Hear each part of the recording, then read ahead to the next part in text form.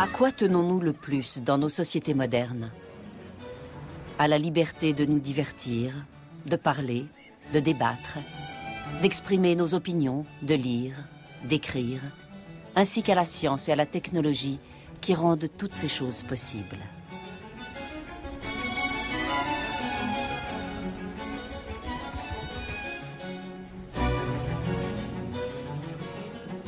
Ces libertés ne doivent rien au hasard. Elles ont été conquises grâce au courage de quelques visionnaires à une époque fascinante de l'histoire. Tout commence au XVIIe siècle en Europe. En un peu plus de 100 ans, la foi religieuse va être supplantée par l'argumentation raisonnée et l'hégémonie de la noblesse par celle de la connaissance.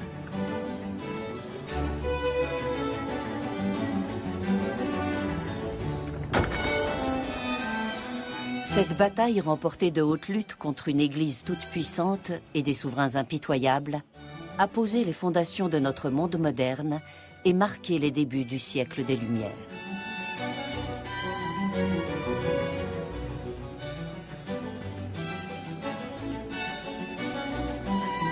On trouve parmi ces figures emblématiques Isaac Newton, qui a démocratisé la connaissance en inventant la science moderne.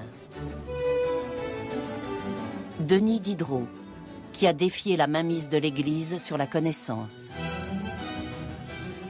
Le marquis de Pombal, qui a fait bâtir une ville moderne pour les habitants de Lisbonne. Et Erasme Darwin, dont les découvertes d'avant-garde ont remis en question le monopole de la vérité auquel prétendait l'Église.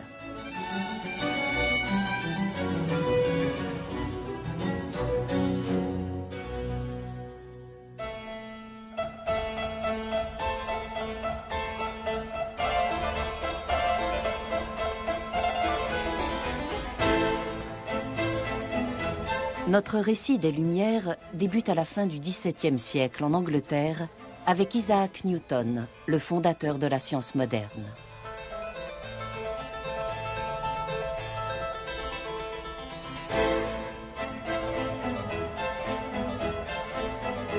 L'existence est alors largement axée sur l'obéissance et la croyance. Les gens obéissent à l'Église, qui les exhorte à obéir au roi sous prétexte qu'il a été désigné par Dieu. Les gens croient ce qui est écrit dans la Bible et non ce qu'ils découvrent par eux-mêmes.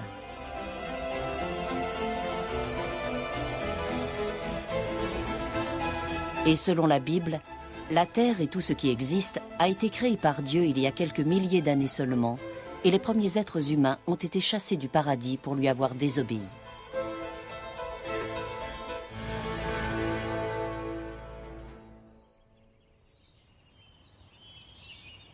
Isaac Newton affirme que la connaissance n'est pas le fruit d'une foi aveugle, mais le résultat de l'observation, qu'elle se trouve dans le monde qui nous entoure et pas uniquement dans la Bible.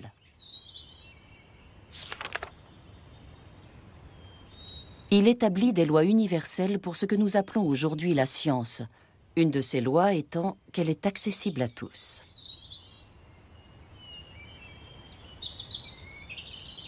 Tout le monde sait qu'Isaac Newton a développé la théorie de l'attraction universelle en regardant une pomme tomber par terre. Les faits se sont-ils effectivement déroulés ainsi? Nous l'ignorons. Ce que nous savons en revanche, c'est que peu avant sa mort, il a raconté la même histoire à 4 personnes différentes, ce qui tendrait à prouver qu'il voulait convaincre les gens que c'était la vérité.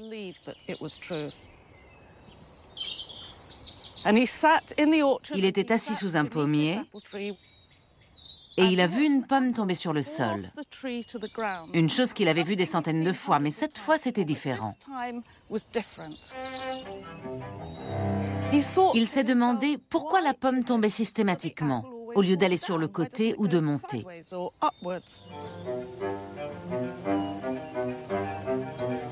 Le génie de Newton est de voir des choses là où la majorité des gens ne voient rien. Au lieu d'un espace vide entre la pomme et le sol, Newton voit une force qui attire n'importe quel objet vers la Terre, la gravitation. Newton a dit « c'est une seule et même force, à savoir la gravitation universelle qui fait tomber les pommes de l'arbre et qui fait tourner la Lune autour de la Terre et la Terre autour du Soleil. »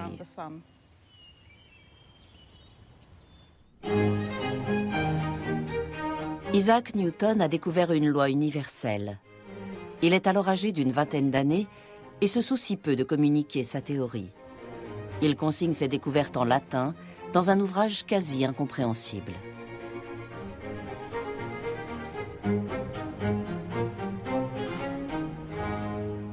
Puis il s'enterre à l'université de Cambridge. Il semble que c'était un homme renfermé, complexe, tourmenté, et un professeur épouvantable. En le voyant passer dans la rue, certains de ses étudiants disaient « c'est le type qui fait cours au mur », une façon de dire que personne ne venait à ses conférences.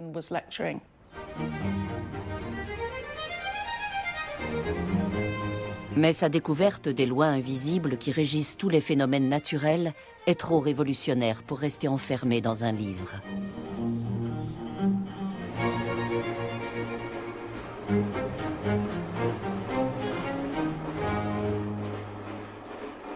Newton se fichait éperdument que d'autres que lui puissent comprendre la théorie de la gravitation universelle.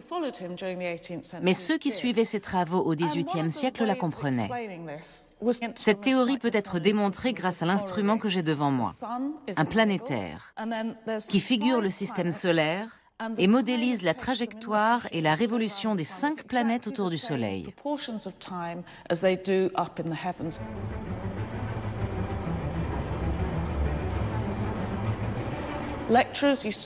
Les conférenciers faisaient le tour du pays munis d'un planétaire pour démontrer les lois du mouvement et de l'attraction universelle.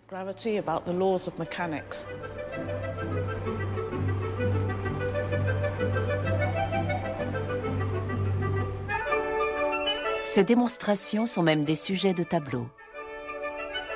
Ce tableau résume parfaitement l'esprit des Lumières. Un groupe d'hommes, de femmes et d'enfants est rassemblé autour du planétaire pour observer le fonctionnement du système solaire. Dans le coin supérieur, un rideau vert découvre une étagère de livres dévoilant les connaissances écrites, les mots. La tension qui règne à cette époque est magnifiquement rendue par le contraste entre la lumière et l'obscurité. D'un côté, la lumière qui révèle la vérité et la connaissance. De l'autre, l'obscurité. Une obscurité dissimulatrice qui ne nous dit pas tout ce que nous devons savoir sur le monde dans lequel nous vivons.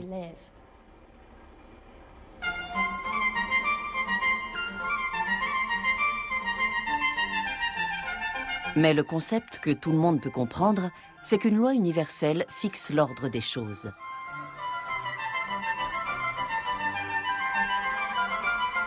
On l'enseigne même aux écoliers en leur faisant mimer les planètes dans la cour de récréation. On trace des parallèles avec la société humaine, dans laquelle riches et pauvres ont chacun leur place.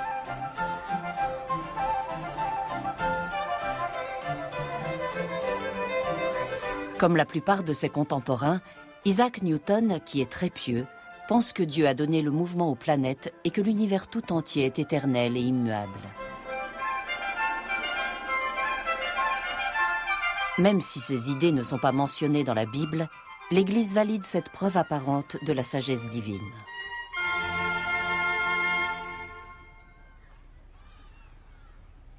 Isaac Newton s'interroge sur le monde qui l'entoure, et d'autres avec lui. Il est l'un des fondateurs de la Royal Society, la première organisation scientifique du monde qui va diffuser les découvertes des Lumières. Ses membres ne remettent pas en cause la véracité de la Bible, mais ne l'acceptent plus comme vérité unique. Traditionnellement, la connaissance de Dieu passait par la lecture de la Bible. C'était le livre qui rapportait la parole divine, que Dieu en personne avait révélée à Adam. Mais Newton et ses contemporains pensaient qu'il existait un deuxième livre, tout aussi instructif, le livre de la nature, que Dieu avait écrit dans un alphabet différent. Et ils ont décidé de déchiffrer cet alphabet pour élargir leurs connaissances.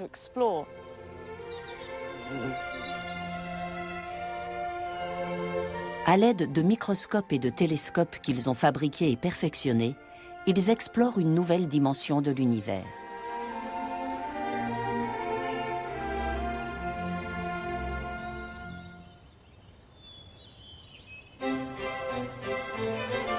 Au fil du temps, Isaac Newton comprend l'importance de publier ses écrits. Une autre de ses théories passera à la postérité à travers les applications qui en ont été faites.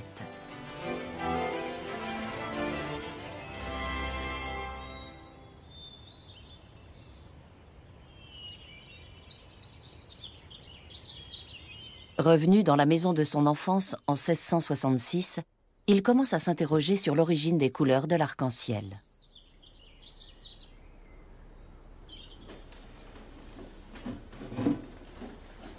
Chaque année se tenait à Cambridge la foire de Stourbridge. Un jour, Isaac Newton y a acheté un prisme. Les prismes étaient alors vendus comme des jouets pour les enfants. Tout le monde savait que quand la lumière traversait un prisme, cela produisait un spectre visible. Mais Newton pousse l'expérience plus loin. Il veut savoir si les couleurs sont dans la lumière ou bien dans le verre du prisme. Il a plongé la pièce dans l'obscurité et fait passer un minuscule rayon de soleil à travers le prisme. Ce qui a fait apparaître un arc-en-ciel sur le mur opposé, un spectre. Il isole ensuite la lumière rouge du spectre et la fait passer à travers un deuxième prisme. La lumière qui en sort est toujours rouge. Il démontre ainsi que les couleurs viennent non pas du prisme, mais de la lumière elle-même. Mais c'est une découverte secondaire. Newton a réalisé cette expérience avec un jouet que n'importe qui peut acheter. Après son expérience, Newton dessine ce croquis. C'est le croquis original, publié en anglais dans son traité sur l'optique. À l'époque, il fallait être érudit pour lire la Bible ou un texte ésotérique en latin. Mais ce genre d'expérience pouvait être répété partout dans le monde. C'était une nouvelle source de vérité, de connaissances. Chacun pouvait utiliser ses résultats scientifiques pour inventer, construire des machines, changer le monde, le contrôler. Les gens intelligents qui pouvaient comprendre allaient supplanter ceux qui étaient nés dans de riches familles aristocratiques.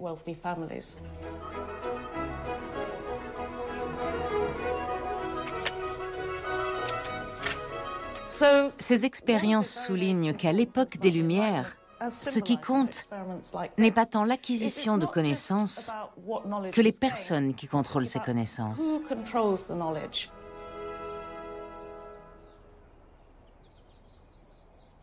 Newton fonde une méthode scientifique qui prévaut encore de nos jours, selon laquelle les expériences doivent être publiées et capables d'être reproduites n'importe où dans le monde.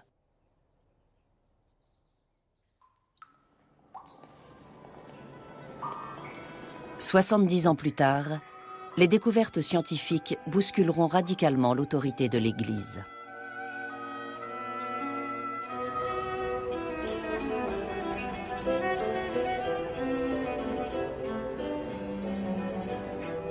Mais à l'époque, l'Église estime que les travaux de Newton confirment la toute-puissance de Dieu et il est inhumé en grande pompe à l'abbaye de Westminster aux côtés d'illustres personnages anglais.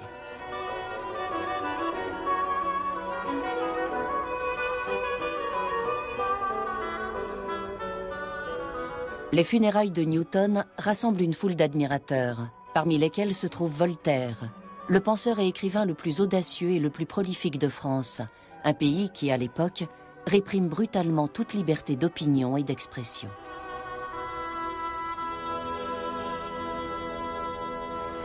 Il a traversé tout le siècle des Lumières comme un véritable météore.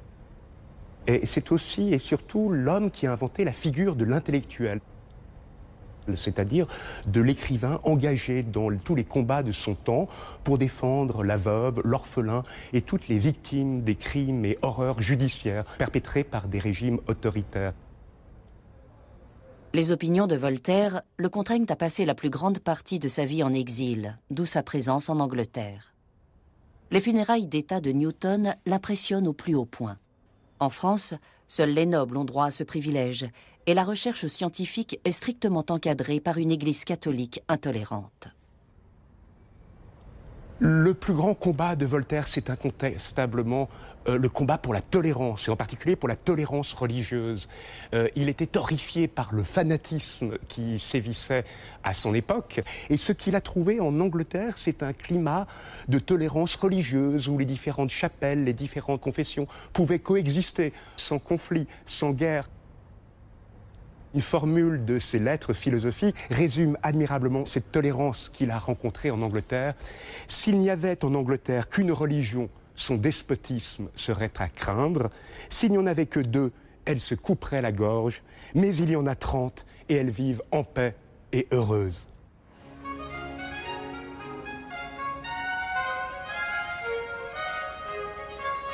Et ce n'est là qu'une des libertés que Voltaire trouve en Angleterre, où 40 ans plus tôt, le peuple a contraint la monarchie absolue à lui accorder une représentation politique.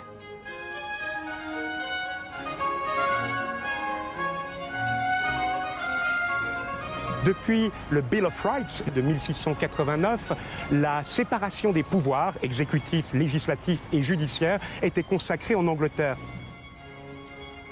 Les pouvoirs du roi sont limités par le Parlement, les juges et les fonctionnaires. Le roi ne pouvait lever d'impôts, édicter de lois, ni faire la guerre sans un vote du Parlement.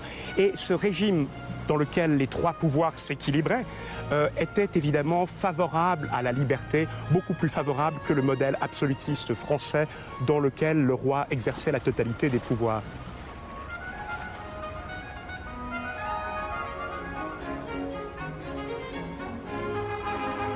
L'Angleterre offre également ce que Voltaire considère comme la liberté suprême. De toutes les autres libertés, Voltaire l'a bien vu, la meilleure arme que l'esprit ait contre la tyrannie, c'est la plume. En instaurant la liberté d'expression, on ouvre un espace public de débat contradictoire, un espace où la nation tout entière peut confronter ses idées, suggérer des réformes, proposer des améliorations du gouvernement. Et c'est en conquérant la liberté d'expression qu'on pourra conquérir les autres libertés.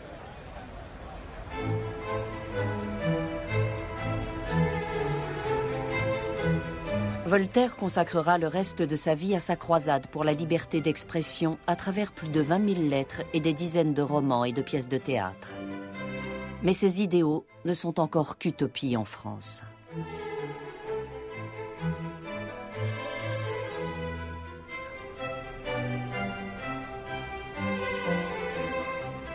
Ici, les idées subversives sur l'égalité et la liberté d'expression s'échangent derrière des portes closes, dans des salons comme celui représenté sur ce tableau, où le buste de Voltaire, comme d'habitude en exil, occupe la place d'honneur. La France du XVIIIe siècle était ce qu'on appellerait aujourd'hui un régime répressif. Les intellectuels, qui souhaitaient débattre sans risque de sanctions, devaient se rencontrer dans des salons. Voltaire a débuté sa carrière dans un salon. On y discutait des pensées nouvelles. On y proposait des idées d'une radicalité extrême. On refaisait le monde.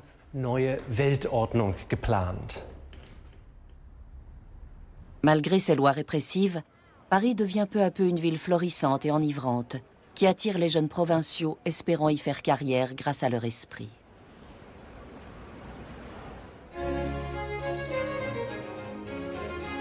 Parmi eux, cet homme, Denis Diderot. Contrairement à Voltaire, Diderot ne fréquente pas l'élite aristocratique. Il est célèbre pour avoir supervisé la rédaction de l'Encyclopédie, le symbole de l'œuvre des Lumières.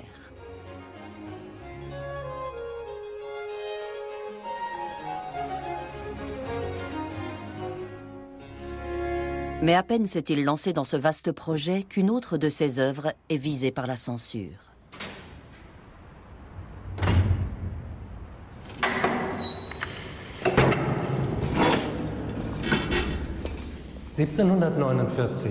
En 1749, Diderot a été emprisonné au château de Vincennes, peut-être dans cette cellule.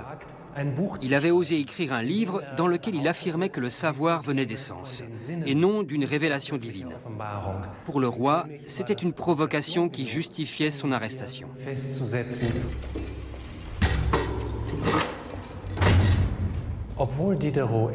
Bien que Diderot ait été incarcéré en plein été, son geôlier lui apportait chaque jour 2 bougies. Au bout de quelques jours, il a dit au geôlier qu'il pouvait les rapporter, qu'il n'en avait pas besoin, qu'il y avait assez de lumière. Mais le geôlier lui a répondu « Garde-les, tu pourrais en avoir besoin durant les longues soirées d'hiver ». C'est à ce moment-là qu'il a compris que son séjour en prison pourrait se prolonger durant des mois, des années, au bon vouloir du roi.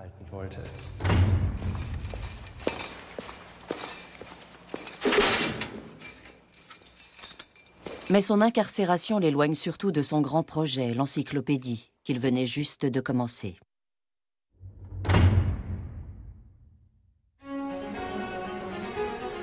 Il veut rassembler la crème des intellectuels de son époque et produire une série d'ouvrages sur la philosophie et les idées, mais aussi sur les arts et métiers, expliqués dans les moindres détails. Jusqu'à présent, personne n'a jugé utile de compiler ces connaissances pratiques. Mais Diderot et les encyclopédistes s'intéressent aux gens ordinaires, ceux que nul n'a jamais pris la peine d'écouter.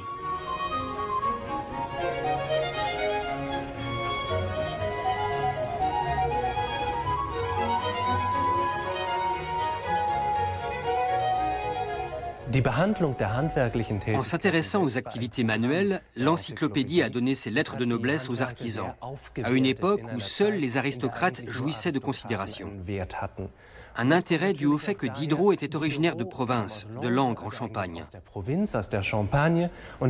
Son père y était coutelier et forgeait des lames. Il était très doué et voulait que son fils prenne la relève. Mais au bout d'une semaine, Diderot a compris qu'il n'était pas fait pour cela.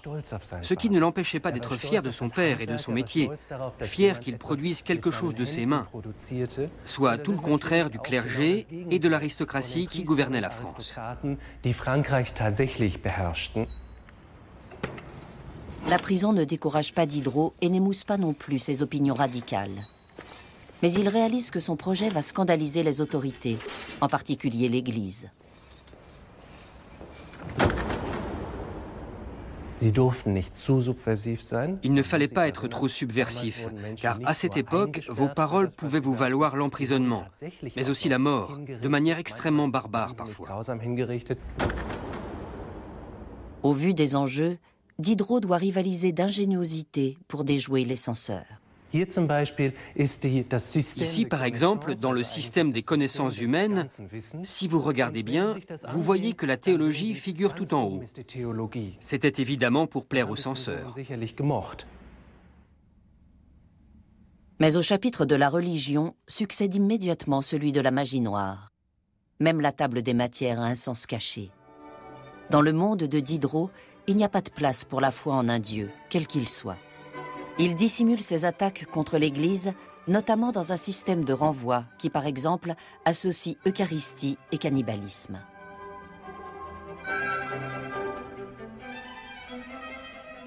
Son esprit et son audace lui attirent des inimitiés, mais aussi des amis, dont fait partie Madame de Pompadour, la maîtresse du roi. On la voit ici représentée avec un exemplaire de l'encyclopédie.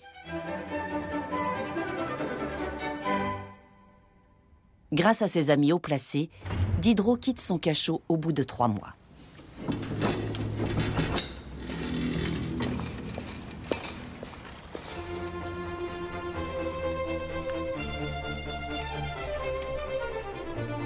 Le roi et les censeurs considèrent désormais le grand projet de Diderot comme une activité potentiellement très rentable.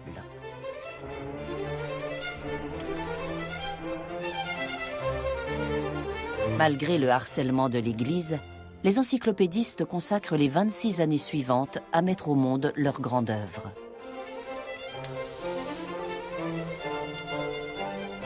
« 20 millions de mots pour 28 volumes.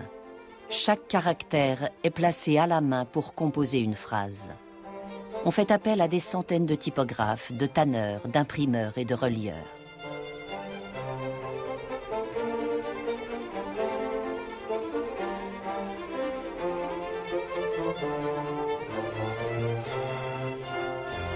Diderot a payé le prix fort pour donner naissance à son encyclopédie. Il a fait 3 mois de prison, mais en 1751, il la tient enfin dans ses mains. Le premier volume connaît un succès foudroyant. Son incarcération et l'encyclopédie l'ont rendu célèbre, et c'est ce qu'il voulait. Il reçoit même une lettre de félicitations de la part de Voltaire, qui le surnomme le Socrate moderne.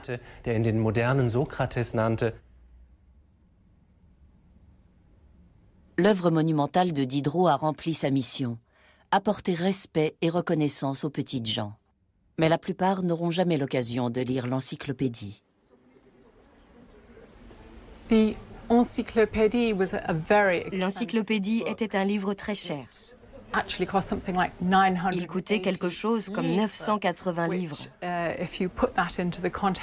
Sachant qu'un artisan de l'époque gagnait au mieux 15 livres par semaine, il n'aurait jamais pu se l'offrir. Les lecteurs étaient essentiellement issus de l'élite sociale.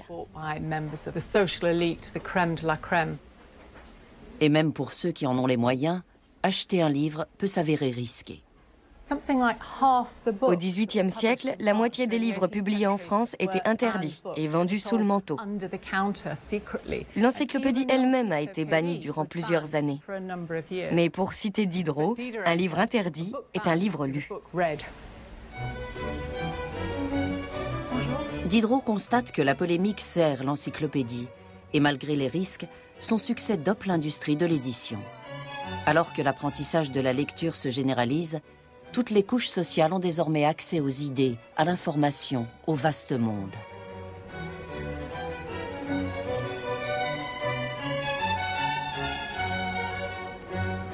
Diderot, qui voulait diffuser la connaissance partout dans le monde, est sur le point de voir son rêve exaucé.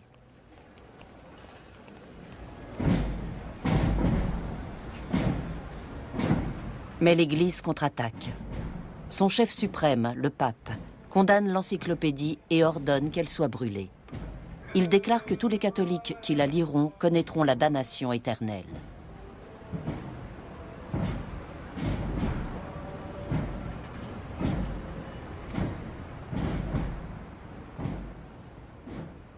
La bataille entre les Lumières et la religion est particulièrement virulente au Portugal.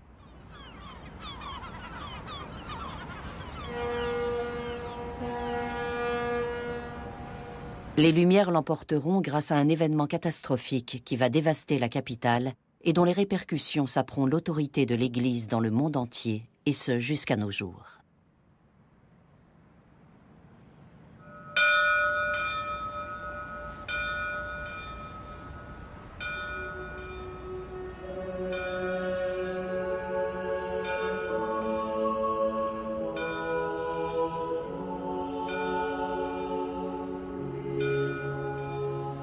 Au milieu du XVIIIe siècle, le Portugal est le pays le plus religieux d'Europe.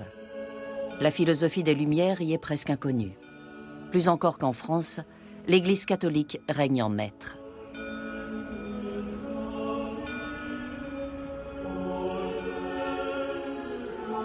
Les prêtres avertissent les pécheurs qu'ils subiront le châtiment de Dieu après leur mort. L'Église institue le tribunal de l'Inquisition, qui condamne les gens au garrot, à la décapitation ou au bûcher.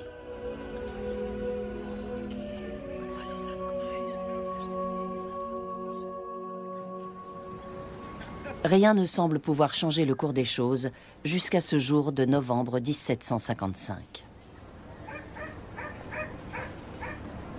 Lisbonne, avec ses 250 000 habitants, est alors un labyrinthe de ruelles surpeuplées qui s'étend sur les rives du Tage.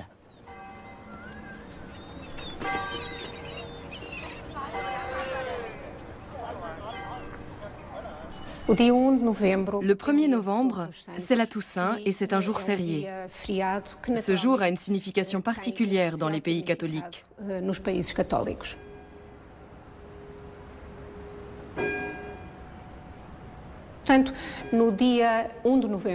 matin du 1er novembre 1755, tous les habitants de Lisbonne se sont rendus dans les églises et les lieux de culte.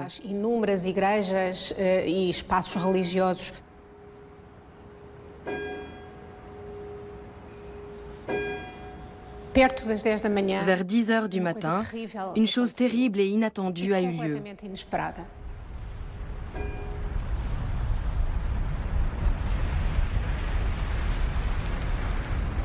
Un bruit terrible s'est fait entendre et les gens ont subitement réalisé que la ville s'écroulait autour d'eux.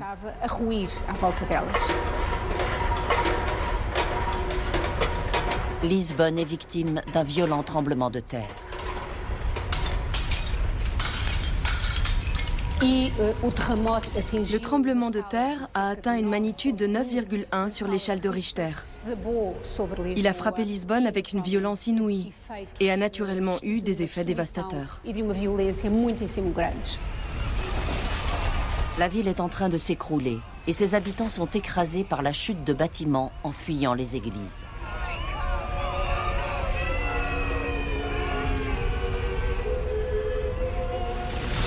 Les survivants courent jusqu'au fleuve, où ils sont submergés par un gigantesque raz-de-marée.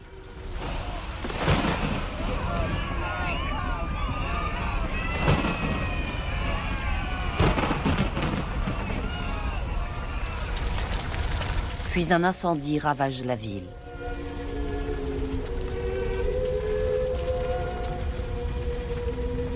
Des dizaines de milliers de personnes trouvent la mort ce jour-là. Les habitants de Lisbonne ont pourtant obéi aux prêtres. Ils sont allés à l'église, ils ont prié, mais ils n'ont pas pour autant échappé au châtiment. Et ils veulent savoir pourquoi.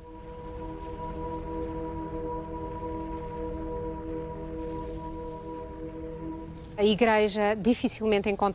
a été difficile à l'Église d'expliquer pourquoi un Dieu tout-puissant et miséricordieux avait permis que cette catastrophe arrive à Lisbonne. La seule chose qu'elle a pu faire, ça a été de conseiller aux gens de prier Dieu, ce même Dieu qui avait causé la tragédie.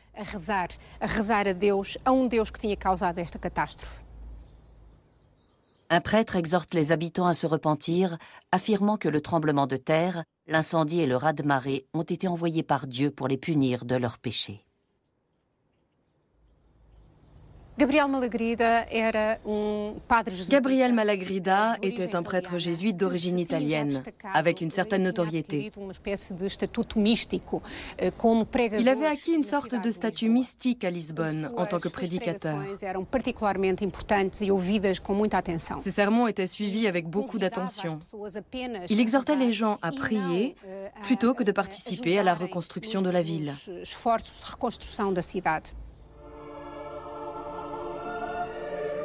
Mais il n'y a plus d'église où prier. La majorité a été détruite.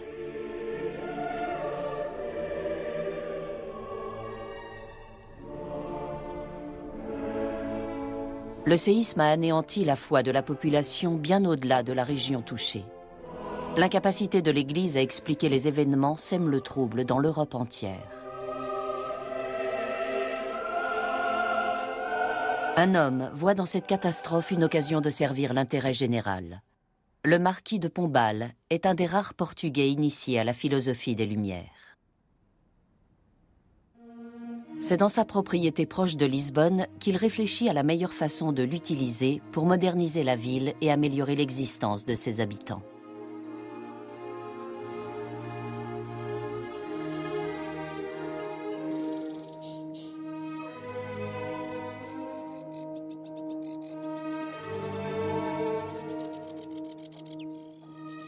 Le marquis de Pombal a été une figure importante du XVIIIe siècle.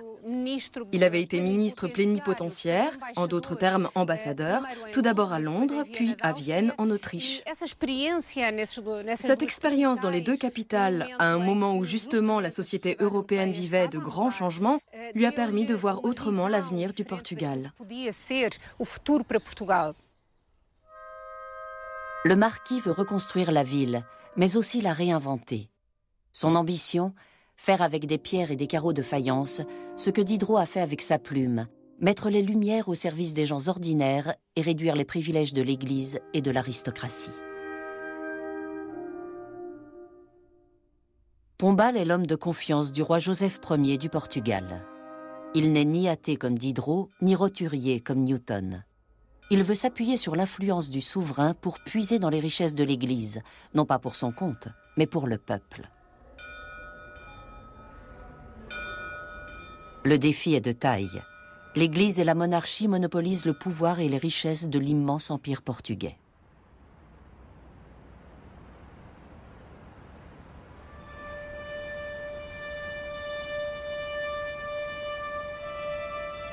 Le palais monastère de Mafra, à la périphérie de Lisbonne, compte près de 900 pièces. Sa construction a duré 13 ans et mobilisé 45 000 ouvriers. Mafra est un bon exemple de ce partage du pouvoir entre le roi et l'Église. D'un côté, nous avons le palais royal, la résidence du roi, et de l'autre, une église, un monastère, où les moines priaient.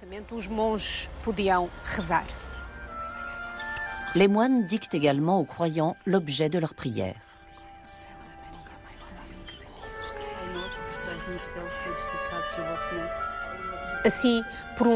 Le roi se considérait comme un monarque de droit divin, à qui le pouvoir avait été conféré par Dieu. Et l'Église faisait le lien entre le souverain et son peuple, soumettant ainsi les fidèles à son autorité.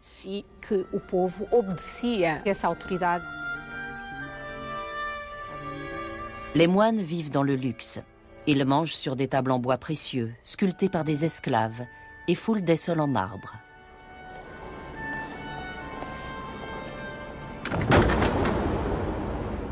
Leur monastère a été épargné par le tremblement de terre.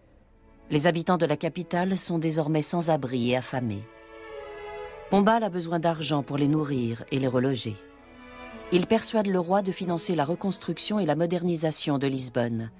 Il lui assure que cela lui vaudra la loyauté indéfectible de ses sujets.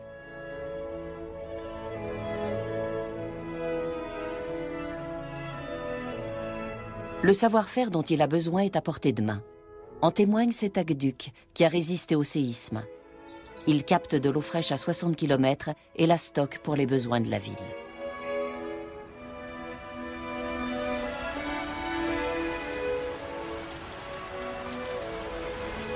Grâce à cette réserve d'eau, il a été possible de faire face aux besoins immédiats. Tout d'abord, cela a permis de disposer d'eau potable et ensuite de combattre l'incendie qui s'était propagé dans Lisbonne et qui avait détruit une grande partie de la ville.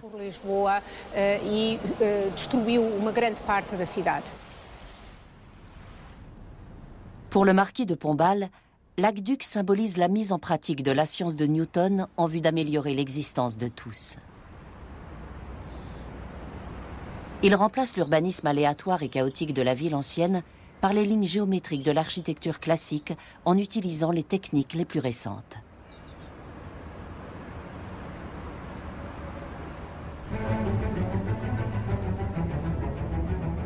Les eaux usées qui auparavant coulaient à l'air libre sont évacuées grâce à un réseau d'égouts. Les toutes premières structures antisismiques sont mises en place.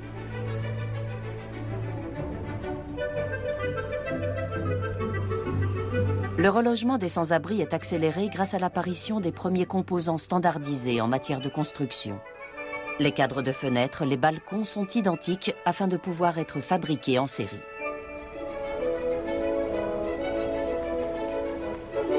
Les habitants se réapproprient leur ville avec en prime une magnifique place qui n'appartient ni à l'église ni à la noblesse, mais au peuple.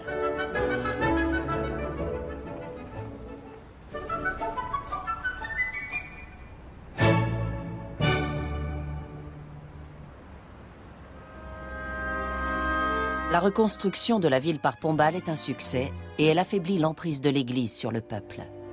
Le marquis l'a offensé en remplaçant les églises en ruine par des bâtiments tous semblables les uns aux autres.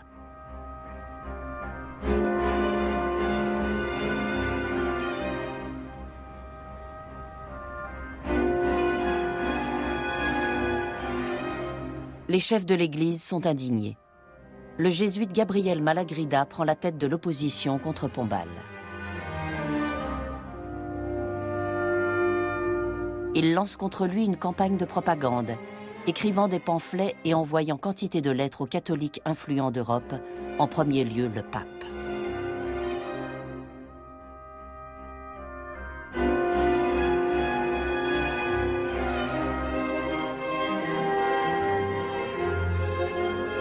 Pombal ne peut pas se permettre de laisser l'Église retrouver son ancien pouvoir. Sûr de l'appui et de la gratitude du roi, il prend une initiative audacieuse.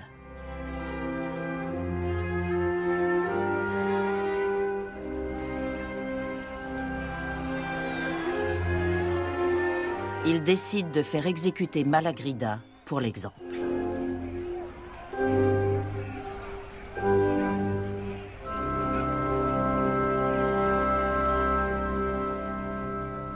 Gabriel Malagrida, qui avait directement ou indirectement causé la mort de nombreuses personnes, a finalement été tué de manière violente et très controversée.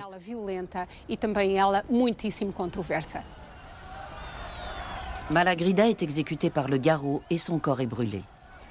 Pombal met ainsi un terme définitif à l'Inquisition.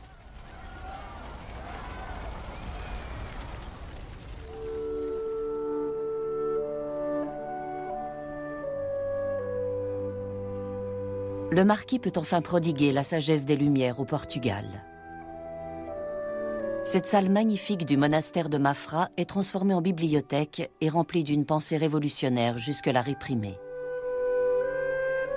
Pombal s'est appuyé sur le pouvoir d'un monarque absolu pour apporter les Lumières à son pays.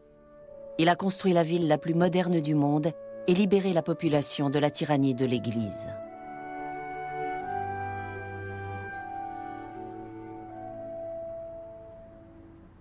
Pendant ce temps, en Angleterre, les techniques adoptées par Pombal préfigurent déjà la révolution industrielle.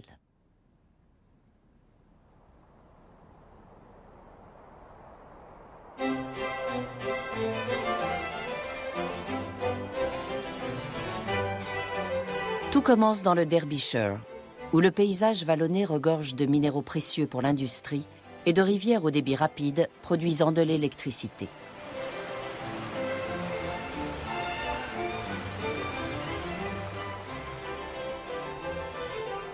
En 1721, la première usine du monde voit le jour dans la paisible ville de Derby. Il s'agit d'une fabrique de soie.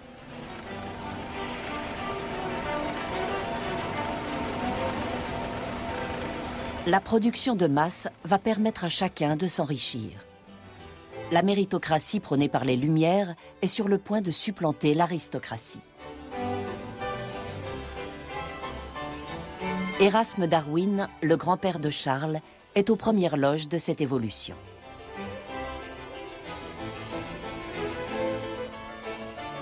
Né 4 ans après la mort de Newton, il est médecin, poète, philosophe et inventeur. Ses nombreux centres d'intérêt l'amènent à contester l'autorité de l'Église, ultime défi des Lumières.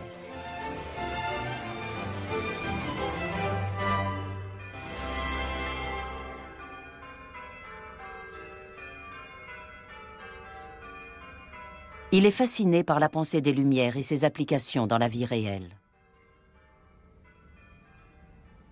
Erasme Darwin fait partie d'une nouvelle classe sociale optimiste, passionnée, offensive et qui vit d'expédients. Ces gens-là ne sont pas nés avec une cuillère en argent dans la bouche. Ils doivent gagner leur vie. Pour Darwin, il est crucial de comprendre et d'organiser les mutations rapides du monde qui l'entoure. Les amis de Darwin l'éclairent dans les domaines des sciences naturelles, de l'innovation, de l'industrie. Sous leur houlette, Darwin consigne ses propres idées et inventions dans ce livre. C'est une fenêtre étonnante qui nous donne à voir ses motivations.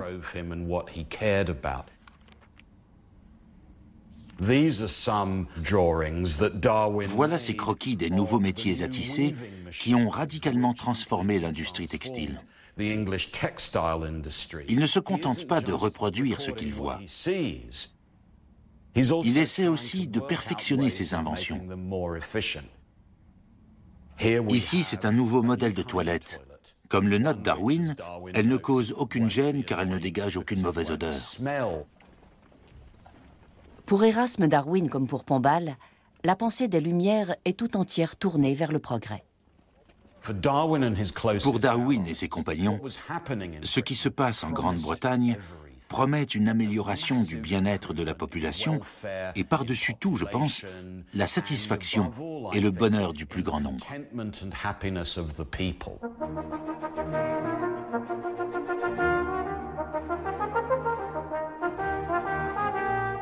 Son métier de médecin l'oblige à faire de longs trajets pour se rendre au chevet de ses patients. Lors d'un de ses voyages, ses contacts dans l'industrie lui permettent de faire sa plus grande découverte.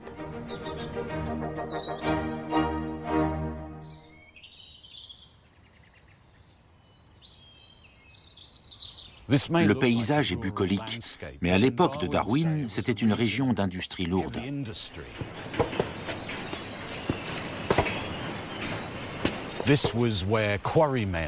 C'est ici que carriers et mineurs creusaient profondément le sol des grottes naturelles pour en extraire du minerai ou des composants chimiques destinés aux industries dirigées par les amis de Darwin. Faïencerie et textile, des secteurs à la pointe de l'industrialisation en Angleterre. Devant ces grottes, Darwin s'interroge sur l'origine de la Terre et de tout ce qui existe.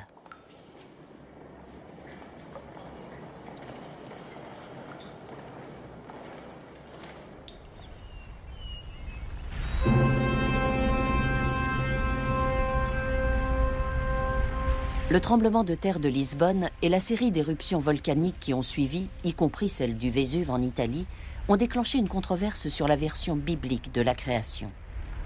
Si le récit fondateur de l'Église est faux, c'est toute sa légitimité qui est entachée.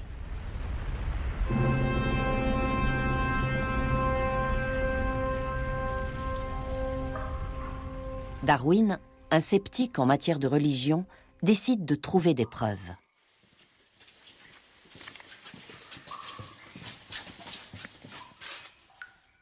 Pour accéder à la grotte, il doit descendre le long d'un câble dans un puits. Une entreprise périlleuse.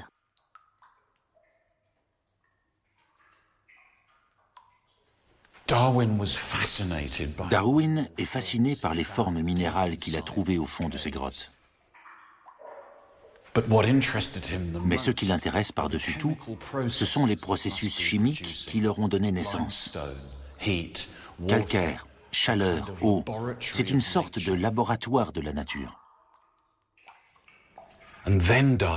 Puis, Darwin découvre quelque chose de plus surprenant encore dans les parois. Des coquillages fossilisés qui sont les copies conformes des espèces animales qui vivent au fond des mers. Comment ces créatures marines sont-elles arrivées ici, enfouies sous la surface de la Terre?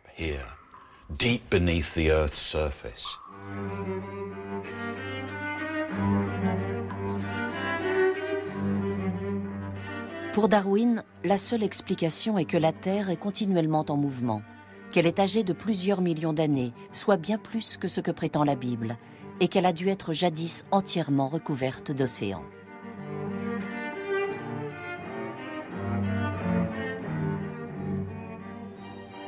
Il s'intéresse à la présence de ces fossiles, mais aussi à l'origine de la vie en général.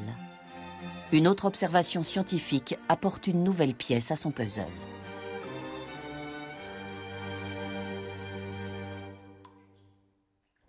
Il s'agit du microscope de Darwin, un appareil nouveau au XVIIIe siècle. En étudiant un insecte mort, Darwin observe pour la première fois une prolifération de bactéries. Elles se multiplient sans aucune intervention extérieure, comme si la vie se créait elle-même. Si la vie peut naître dans une salle chauffée, elle a également pu naître dans les eaux chaudes des océans.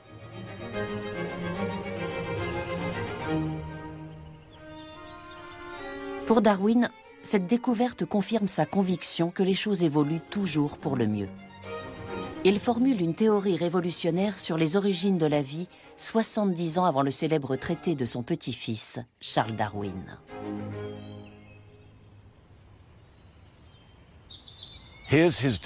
Voici sa description de ce processus. Serait-ce une témérité d'imaginer que dans la longue suite de siècles écoulés depuis la création du monde, peut-être plusieurs millions de siècles avant l'histoire du genre humain, tous les animaux à sang chaud sont provenus d'un filament vivant doué de la faculté de continuer à se perfectionner par sa propre activité inhérente et de transmettre ses perfectionnements de génération en génération à sa postérité et dans les siècles des siècles.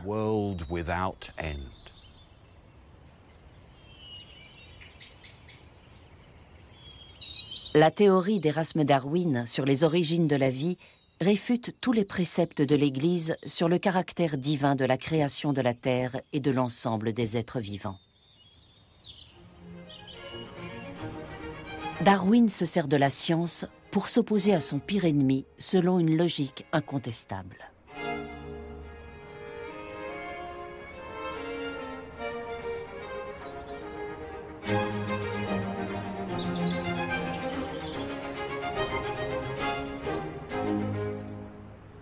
Avec Newton et Darwin, la science place l'homme au centre des choses au détriment d'un Dieu ordonnateur de l'univers.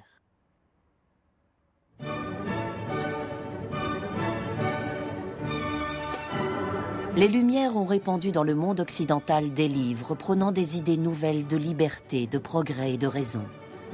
Elles ont déclaré la guerre à la suprématie de l'Église et déployé des techniques innovantes pour améliorer l'existence des peuples. Mais les monarchies absolues et les riches élites aristocratiques détiennent toujours le pouvoir. Il faudra les efforts et le courage de beaucoup d'autres scientifiques, penseurs et politiciens pour changer la société. 300 ans plus tard, leur idéal et leur vision n'ont rien perdu de leur vivacité.